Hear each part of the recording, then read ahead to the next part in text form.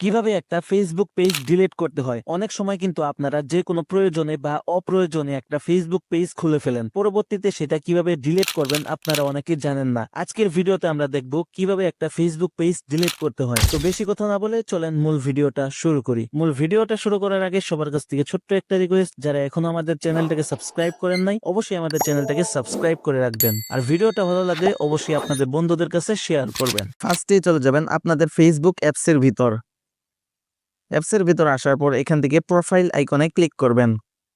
তারপরে এখান থেকে আপনাদের যেই পেজটাকে ডিলিট করতে চান সেই পেজটাকে সিলেক্ট করতে হবে। তার জন্য এখানে এরো চিহ্ন আছে, এই এরো চিহ্নতে একটা ক্লিক করবেন। ক্লিক করার পর আপনাদের যতগুলো পেজ থাকবে এখানে শো করবে।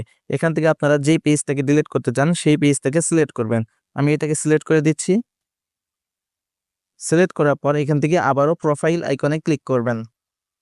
ক্লিক করার পর এখান থেকে আপনারা সেটিংস অপশনে ক্লিক করবেন। সেটিংস অপশনে ক্লিক করার পর নিচের দিকে চলে আসবেন। নিচের দিকে আসার পর এখান থেকে এক্সচেঞ্জ অ্যান্ড কন্ট্রোল এই অপশনে একটা ক্লিক করবেন। তারপর এখান থেকে নিচে দেখতে পারবেন ডিলিট পেজ আছে, উপরে দেখতে পারবেন ডিএক্টিভ পেজ আছে। আপনারা পেজটাকে ডিলিট করতে চাচ্ছেন নাকি ডিএক্টিভ করতে চাচ্ছেন? আপনারা যদি ডিলিট করতে চান তাহলে নিচের অপশনে একটা ক্লিক করবেন। আমি ডিলিট করতে চাচ্ছি, আমি এখানে ক্লিক করব। ক্লিক করার পর এখান থেকে কন্টিনিউ অপশনে ক্লিক করব। তারপর এখান থেকে আপনারা আবারও কন্টিনিউ অপশনে ক্লিক করবেন।